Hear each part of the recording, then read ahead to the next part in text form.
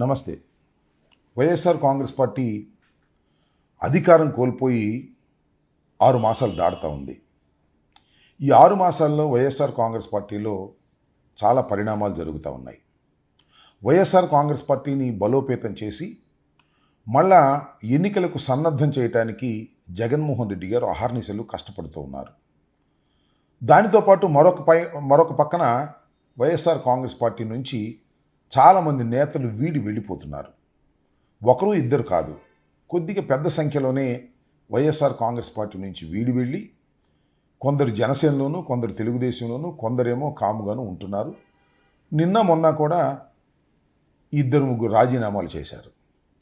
ఈ రాజీనామాల పరంపర జరుగుతూ ఉన్నప్పుడు తెలుగుదేశాన్ని సపోర్ట్ చేస్తున్నటువంటి పత్రికలు, ముఖ్యంగా ఈనాడు, ఆంధ్రజ్యోతి, జగన్మోహన్ రెడ్డి గారికి బిగ్ షాక్, జగన్మోహన్ రెడ్డి గారిని వెళుతున్నారు అని, ఈ పార్టీ పతనం అయిపోతుంది అనేటువంటి ఉద్దేశంతో అనేకమైన వార్తలు రాసి కొద్దిగా భయాన్ని కలిగించేటటువంటి పరిస్థితులు చేస్తున్నారు. ఈ సందర్భంగా నేను వైఎస్ఆర్ కాంగ్రెస్ పార్టీ శ్రేణులకి, అదేవిధంగా ప్రజలకి ఒక విషయాన్ని చాలా స్పష్టంగా చెప్పదలుచుకున్నాను. భారత రాజకీయాల్లో అధికారం కోల్పోయినప్పుడు ఆ పార్టీని మరొక పార్టీలో చేరటం అంటే గయారాములు. ఇది కొత్త ఏం కాదు. ఇండియన్ పాలిటిక్స్లో ఇది కేంద్రంలోనూ రాష్ట్రంలోనూ అనేక సందర్భాల్లో జరుగుతూ ఉంది. అందువల్ల పూర్వం ఒక మాట ఉండేది, అయారాం గయారాములని. అంటే మళ్ళీ అధికారం వస్తుందని అనిపిస్తే అప్పుడు ఆయారాములు వస్తారు, అధికారం పోయిందనుకోండి గయారాములు వస్తారు. అయారాములు గయారాములు ఈ దేశ రాజకీయాల్లో చాలా సహజమైనటువంటి పరిణామం. అందువల్లనే సుమతి శతకంలో ఒక చక్కని పద్యం కూడా ఉంది. అదేంటంటే, ఎప్పుడు సంపద కలిగిన నప్పుడు బంధువులు ఒత్తూరు, అది ఏమనగా తెప్పలుగా చెరువు నిండిన కప్పలు 10,000 చేరు గదరా సుమతి. డబ్బులు బాగా ఉన్నప్పుడు బంధువులు వచ్చేసి చాలా గ్యాస్ కొట్టేసి మన ఇంటి చుట్టూనే ఉంటారు. అది ఎట్లా అంటే, చెరువులో నీళ్లు బాగా ఉన్నాయనుకోండి, కప్పలు కూడా బెకబెకమని చాలామంది వస్తాయి. ఎండిపోయిందనుకోండి ఇంకో చెరువుకి వెళ్ళిపోతాయి. ఇది చక్కగా సూట్ అవుతుంది. అధికారం కోల్పోయినప్పుడు చాలామంది పార్టీని వదిలి వెళ్ళిపోతారు. అధికారం వచ్చిందనుకో ఎగబడి పార్టీలో చేరడానికి ప్రయత్నం చేస్తారు. ఇవాళ నేను చాలామందిని చూసా, మన పార్టీ నుంచి, వైఎస్ఆర్ కాంగ్రెస్ పార్టీ నుంచి వెళ్ళిపోయిన వారు చిన్న నాయకులు ఏం కాదు, చాలా పెద్ద నాయకులే. ఇంకో మాటలో చెప్పాలంటే, జగన్మోహన్ రెడ్డి గారు వారిని నమ్మారు, ప్రేమించారు, వారికి అందలం ఎక్కించారు, పదవులు ఇచ్చారు, మంత్రులు ఇచ్చారు, దానితో పాటు ఎంపీలు ఇచ్చారు. అయినా వారు తృప్తి చెందలా. ఇవాళ రాజీనామాలు చేసి ఎదుటి పార్టీకి బేరాసారాలు చేసుకుని వెళ్ళిపోతున్నటువంటి పరిస్థితి చూసినప్పుడు కొద్దిగా బాధ కలుగుతుంది. అంతే తప్ప పార్టీ ఏదో దెబ్బతినిపోతుందనేటువంటి అంశం ఎక్కడా కూడా అనిపించటంలా. నీకు ఉదాహరణ చెప్తాను. 23 శాసనసభ్యుల్ని చంద్రబాబు నాయుడు గారు తీసుకువెళ్ళి మంత్రులు ఇచ్చినప్పుడే వైఎస్ఆర్ కాంగ్రెస్ పార్టీ పతనం అయిపోలా. చాలా దిగునీకృత ఉత్సాహంతో ముందుకు వెళ్ళిందనే విషయాన్ని దయచేసి అందరూ గమనించాలని మనవి చేస్తున్నా. అయితే ఇక్కడ ఒక చిన్న బాధాకరమైన అంశం ఏమిటంటే, ఎవరైతే పార్టీని వెళుతున్నారో వారు ఊరికినే వెళ్ళడంలా తట్టలుగా బురద తీసుకొచ్చి వైఎస్ఆర్ కాంగ్రెస్ పార్టీ మీద, జగన్మోహన్ రెడ్డి గారి మీద పోసి వెళ్ళాలనే ప్రయత్నం చేస్తున్నారు. ఇది చాలా దుర్మార్గం.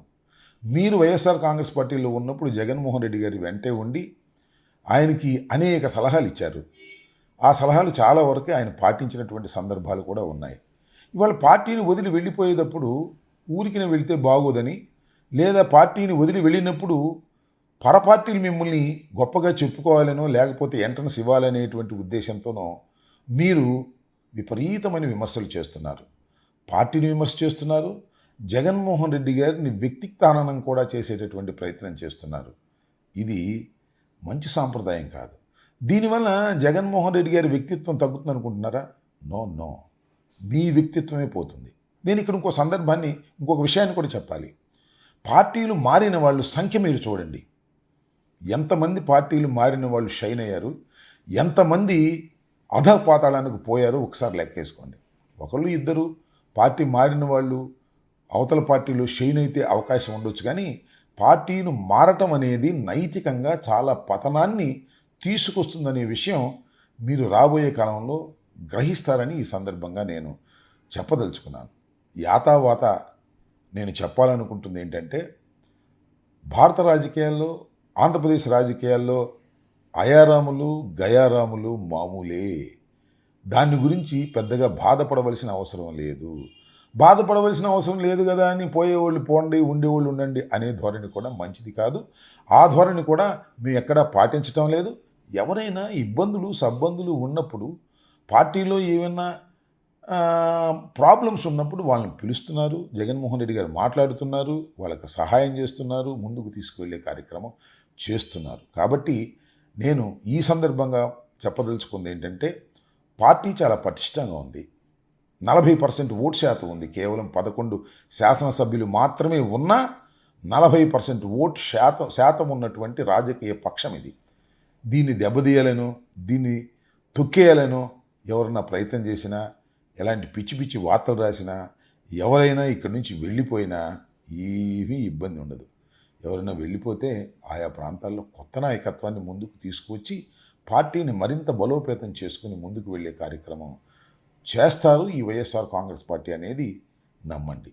నేను చివరిగా చెప్పేది ఒకటే, భారత రాజకీయాల్లో, ఆంధ్ర రాష్ట్ర రాజకీయాల్లో అయారాములు గయారాములు మామూలే. దాన్ని గురించి చింతించవలసిన అవసరం లేదనేది నేను అభిప్రాయపడుతున్నాను. ధన్యవాదాలు.